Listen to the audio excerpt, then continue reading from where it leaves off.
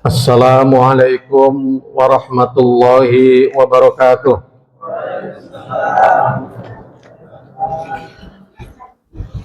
Alhamdulillahi rabbil alamin. Wabihi nasta'in wa ala umurid dunya waddin.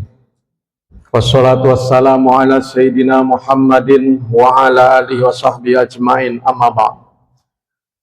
Para sesepuh, tokoh agama, tokoh masyarakat di lingkungan Masjid Al-Ikhlas yang kami muliakan, pengurus masjid, imam masjid, adik-adik remaja masjid, dan seluruh hadirin hadirat yang kami banggakan. Alhamdulillah, tentunya marilah kita bersyukur kehadirat Allah karena sudah seminggu lebih kita bisa melaksanakan ibadah puasa dan ibadah-ibadah lainnya di dalam bulan suci Ramadan. Bapak Ibu sekalian, pada kesempatan kali ini mungkin kami ingin mengajak kepada kita semua untuk merenungkan tentang keadaan kita, diri kita masing-masing, di mana renungan ini mungkin saya awali dari apa yang pernah saya lihat, yakni pernah dalam salah satu pesawat televisi ditayangkan rumahnya beberapa artis terkenal yang sudah meninggal dunia. Rumahnya ditayangkan, rumah tersebut tidak ada penghuninya. Besar-besar, bagus-bagus, tetapi setelah ditinggalkan penghuninya, rumah itu terkesan menjadi angker. Nah, itu hampir beberapa artis yang tidak punya ahli waris, kondisi rumahnya seperti itu. Ini mengingatkan kepada kita bahwa sesukses apapun kita manusia di dunia ini, pada akhirnya kita akan tinggalkan. Bahkan hasil jerih payahnya juga kita tidak bawa sama sekali. Itulah sebabnya mari kita belajar kepada Rasulullah, Nabi kita Muhammad SAW. Suatu saat ditawari oleh Allah, kalau memang ingin kaya, maka ditawari 3 bukit yang ada di Jazirah Arab sana itu dijadikan emas. Pokoknya kalau Allah yang mewujudkan itu, idza arada syai'an ayyakula lahu kun fayakun, cukup mengatakan jadi maka jadi. Tetapi Nabi Muhammad justru menolak. Bahkan beliau berdoa, ya Allah, saya justru berharap selama hidupnya inginnya 1 hari kenyang, hari berikutnya lapar. Begitu 1 hari berikutnya lagi kenyang lagi, berikutnya lapar lagi. Kenapa? Karena kalau kondisi seperti ini, ketika dalam kondisi kenyang, saya berharap selalu bersyukur kepadamu, berterima kasih kepadamu, dan ketika kondisi perut saya lapar, saya bersabar. Ini ajaran yang sangat luar biasa. Dan kita juga pernah mendengar istilah atau katakanlah satu kalimat heroik atau semangat yang disampaikan Bung Karno. Nah, ini bagus juga untuk anak-anak muda. Kata Bung Karno, gantungkanlah cita-citamu setinggi langit. Ya boleh saja kita punya cita-cita tinggi, tetapi yang penting dalam meraih cita-cita itu kita terus melaksanakan kebaikan-kebaikan, agar jangan sampai cita-cita yang sudah kita raih tinggi-tinggi itu kemudian menjadi sia-sia. Kalau kita hayati, sebenarnya orang Islam itu, kita ini, cita-citanya bukan hanya setinggi langit, tapi bisa tembus di atas langit lagi. Apa? Karena kita selalu berdoa, Rabbana atina fid dunya hasanah wa fil akhirati hasanah wa qina adzabannar. Kita bercita-cita agar dunia kita baik, dunia kita sukses, tetapi juga akhirat kita sukses dan kita juga dijauhkan dari api neraka. Ini kan lebih tinggi daripada hanya sekedar cita-cita di dunia. Sebab kalau cita-cita di dunia, ya tadi gambarannya. Kita meninggal, semua kita tinggalkan. Bapak Ibu sekalian,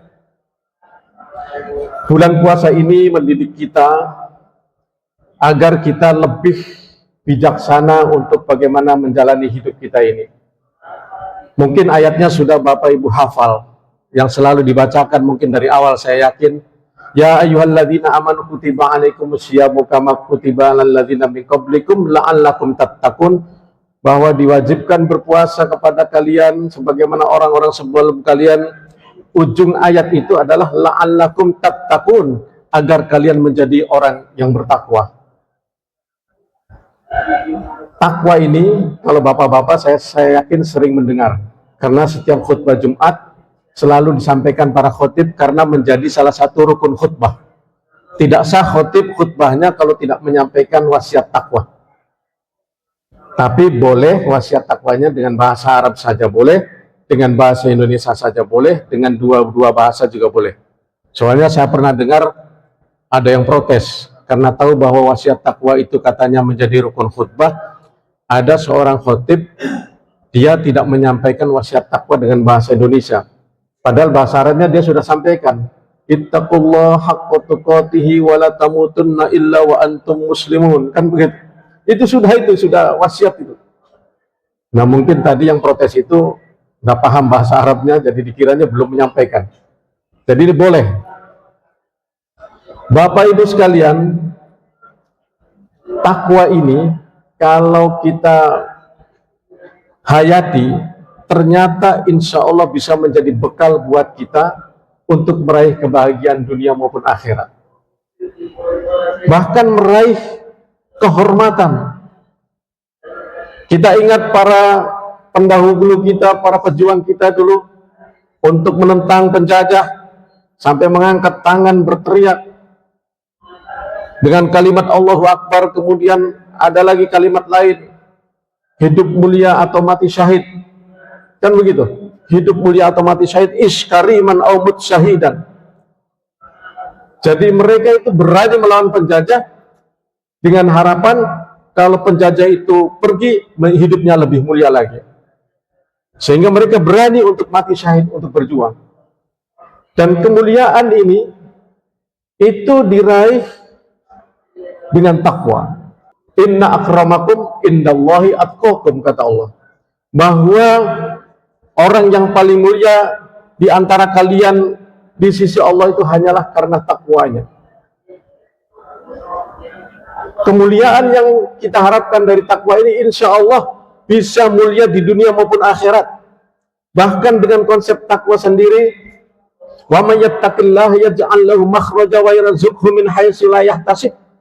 Barang siapa yang mau bertakwa, yaj'al lahu makhraja, akan diberikan jalan kemudahan di dalam hidupnya.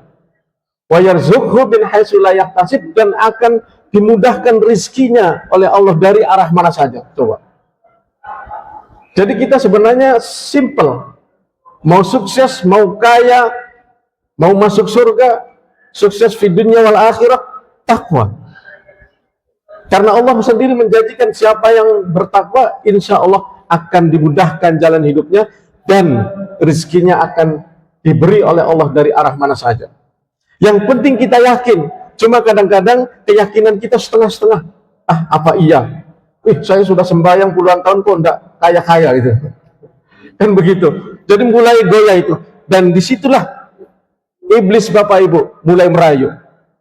Saya kemarin di masjid lain menyampaikan bahwa di antara pintu-pintu yang mudah dimasuki iblis itu adalah ketika seseorang tidak pasrah kepada Allah, tidak bertawakal kepada Allah. Jadi ragu-ragu. Karena ragu-ragu kemudian melakukan jalan yang tidak benar. Pengen sukses, mohon maaf, misalnya pedagang, pengen kaya, tidak sabar. Padahal kalau kita sabar, Orang dagang itu, Bapak Ibu, kalau kita niatnya baik, bismillah, mencari nafkah melalui berdagang, malah dia melaksanakan sunnah Nabi. Nabi kan pedagang. Nah, cuma kadang-kadang ada yang tidak sabar. Tidak cepat. Akhirnya bagaimana supaya keuntungannya lebih cepat, lebih mudah, kemudian mulailah misalnya mengurangi takaran.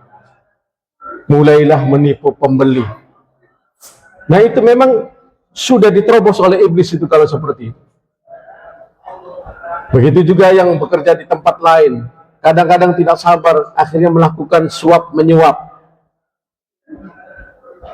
agar dimudahkan naik jabatannya.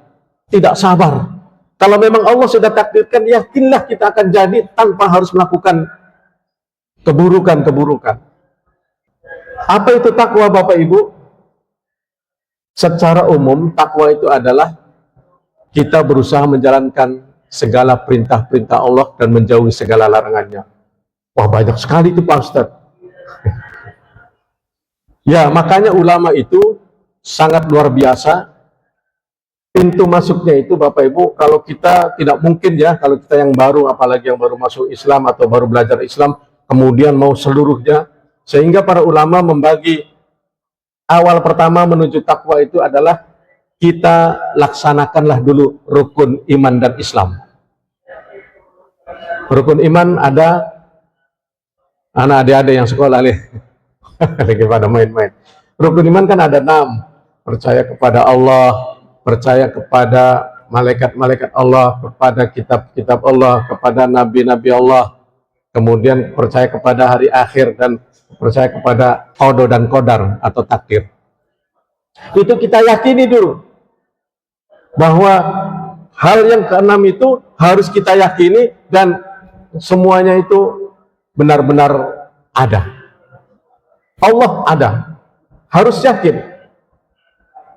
Soalnya kadang-kadang ada orang yang ragu-ragu, sudah sembahyang, tapi itu tadi karena niatnya salah, sehingga kadang-kadang jangan-jangan Allah tidak ada nih, kok enggak dikabul-kabul.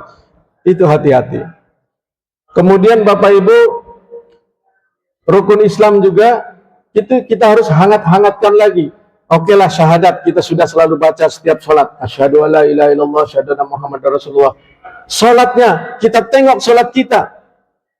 Apakah benar kita tidak pernah lalai? Fawailul lil musallin alladzina hum an sholatihim sahun. Walaupun kita sudah sholat, tetapi kalau kita lalai dalam sholat kita bisa celaka. Maka perbaiki sholat kita. Mulai dari niatnya. Jangan sampai sholat kita bukan karena Allah, tetapi karena tidak enak sama suami, tidak enak sama istri, tidak enak sama anak, tidak enak sama guru, tidak enak sama orang tua, tidak enak sama Pak Imam. Pak Imamnya baik, saya sholatnya jadi sholatnya karena Pak Imam. Tapi lillahi ta'ala, karena Allah. Dan itu harus benar-benar kita tanamkan di dalam hati kita. Karena termasuk juga yang diteropong oleh iblis yang lain itu adalah ketika kita tidak ikhlas melaksanakan amal-amal ibadah kita, termasuk amal sholat. Itu mudah sekali ditembus oleh iblis. Nah, kemudian sholatnya benar tidak. Apalagi syahadat, sholat, zakat. Nah, silakan Bapak Ibu, zakat fitrah, insya Allah ringan ya, 2,5 kilogram beras yang kita makan per jiwa. Kalau 5 dalam rumah itu ada 4 orang, misalnya berarti 10 kilo ya. Nah, tapi ada juga zakat mal. Basnas kita sudah berjalan, silakan. Di Kota Kendari ini sudah bagus basnasnya. Kalau Bapak Ibu punya harta dalam 1 tahun itu mencapai nisab, pokoknya dalam 1 tahun kalau kita punya kekayaan 91 juta lebih, katakanlah genapnya 90 juta 2 lebih, itu sudah wajib keluarkan zakatnya 2,5%. Nah, silakan dihitung-hitung. Soalnya apa? Soalnya kalau tidak keluarkan, itu juga menjadi kotor harta kita, merusak ketakwaan kita. Puasa, insya Allah kita sementara lakukan. Terus haji ya, bagi yang mampu atau yang belum mampu tetapi punya niat, bismillah Bu, banyak contohnya. Saudara-saudara saya yang biasa-biasa saja tetapi punya niat besar, menabung sedikit demi sedikit, pas waktunya bisa pergi haji. Yang penting Manjada wajada, di mana ada kemauan pasti ada jalan. Nah, inilah yang kami sampaikan, hanya sekedar menghangatkan kembali ya cita-cita kita agar bisa tercapai, yakni fid dunya wal akhirah hasanah. Baik di dunia maupun di akhirat kita semuanya sukses. Amin ya rabbal alamin. Terima kasih atas perhatiannya. Mohon maaf kalau ada yang kurang berkenan. Billahi taufiq wal hidayah. Wassalamualaikum warahmatullahi wabarakatuh.